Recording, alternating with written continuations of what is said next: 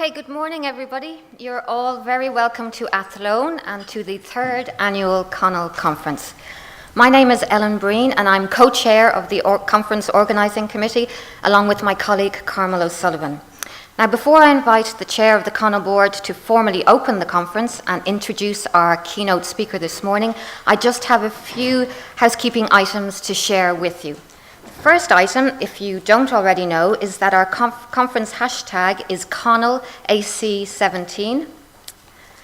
Obviously, we want you tweeting, so we want you using your devices, but please ensure your devices are turned to silent, please. We're also running again this year a sponsors quiz, and we wish you all to complete the quiz over the next 2 days, and the quiz questions sheet is in your pack. And you're all in to win a prize, a one-for-all gift voucher for €300. So we encourage you all to enter that competition. Just to note on the sheet, question 5 says counties instead of countries. Okay, so that just needs to say countries. Also, just to note that your name badge will act as your ticket for all those registered for the drinks reception and the dinner this evening. And then also for those of you wishing to attend the show and tell sessions in the Lochrie room number 3, just to note that there is a limit. We can only accept 40 people into that room, so just get there early. So it's first come, first served for those sessions. I suppose then, and also just to note now your fire exits, there's 2 here, each side of me here, and obviously the main entrance. And toilets are literally outside here and then to your right. Okay, so I'd now like to welcome Siobhan Fitzpatrick, Chair of the Conul Board, to formally open the conference. Thank you.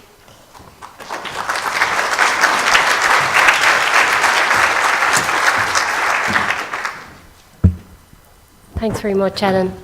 Well, I think you can all hear me if you can't all see me. A cuairteoirí ó céin agus ó cóngar a cóglacathe a hoscarí agus orthóirí uaisle, fáiltis fuithe cig ar gógáil in jobh, an tríú cógáil agrathe le Conul, agus tá súla gom agus a gcuin go muinní sibh soltas.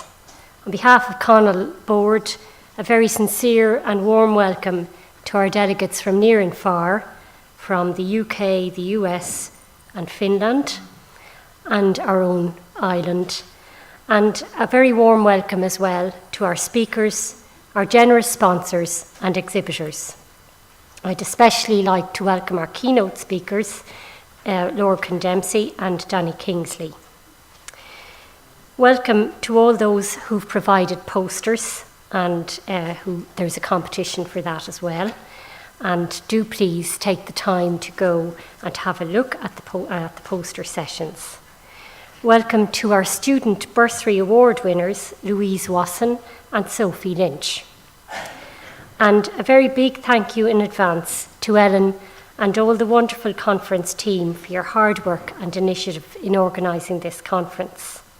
I know you've put so much preparation into ensuring the success of these 2 packed days of presentations on the theme Inspiring and Supporting Research.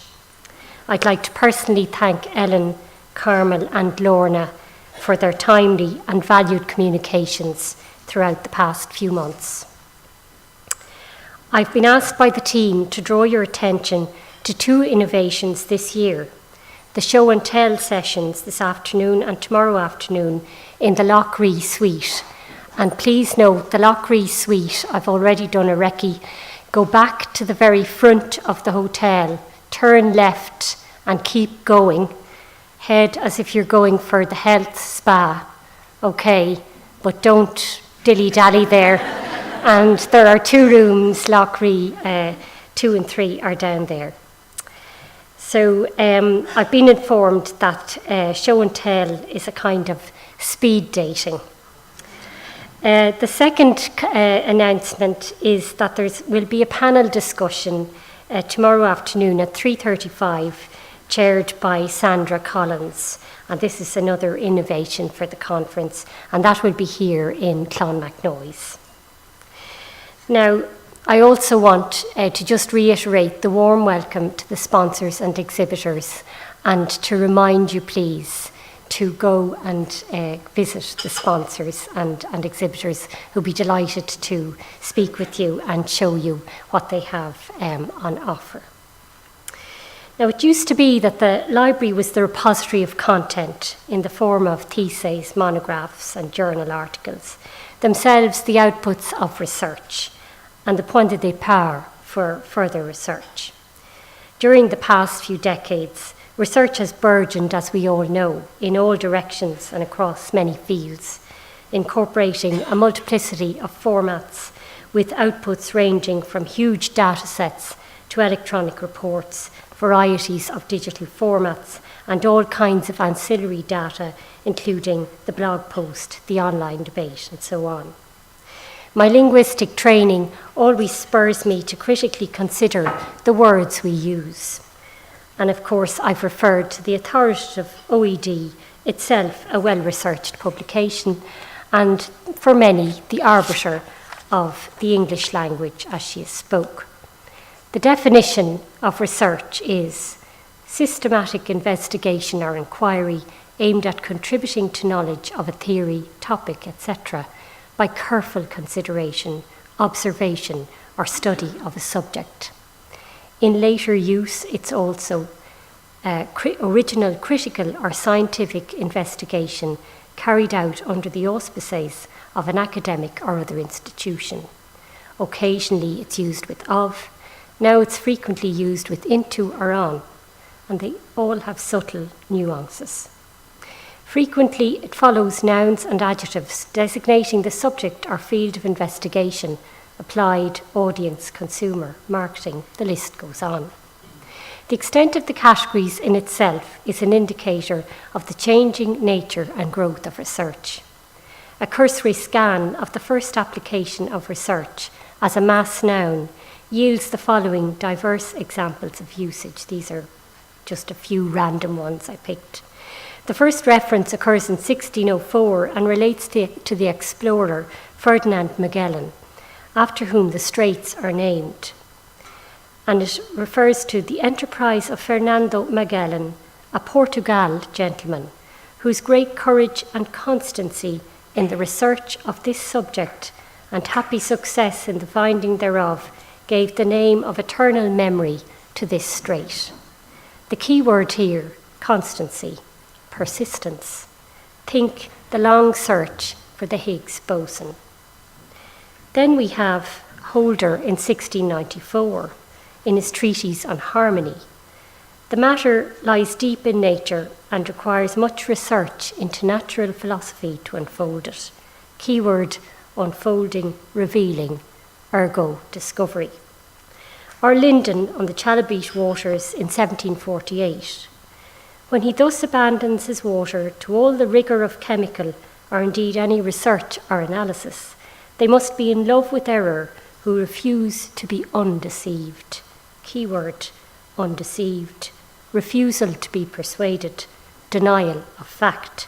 Think deniers of climate change or the flat earthers of the past. Or consider this entry from Nature in 1956, which I personally found amusing. There seems to have been a regrettable lack of research on nubility in women.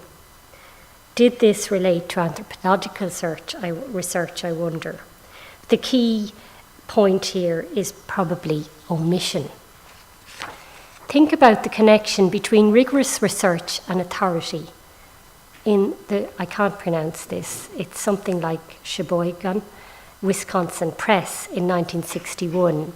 He's engaged in extensive research on Hopkins and is an authority on the English priest poet. Or about the way the public learns about research via newspapers, the internet, or social media. Consider this entry from The Independent of London, 1998. New research on the effects of exercise has found that there are hidden dangers in having too much of it. There you are. Maybe that's the research finding that influenced a certain head of state who crosses our radar now and then, often via social media. In general, we expect good research to be thorough, rigorous, test the theories, evaluate the outcomes, test again, ensure accuracy, be reviewed, subject to scrutiny and assessment, and have measurable outcomes. Since we convened here last year, our status quo has been shaken up. The research landscape in the European Union, especially the UK, has already been challenged by the Brexit decision. Years of work towards the Paris Climate Accord have been called into question by the US administration's attitude to climate change, and their Environmental Protection Agency has been downsized. If we see research as a means to an end, it follows that as long as we believe in tomorrow, we must support research in medicine and healthcare on the environment, on the individual and society, in every aspect of life on Earth and beyond. Although the ways research is carried out may change, as will the way it is delivered and used, we must surely believe that research must continue. Over the next 2 days, we shall question how we in the library influence, assist, engage with, document, preserve and disseminate research, and I, for one, look forward to learning about the many ways of enabling and engaging with it. We shall explore the ways in which the changing nature of research is impacting on when and how libraries manage it, forcing us to rethink how we deliver quality outputs to our constituents and how this in turn impacts on our services.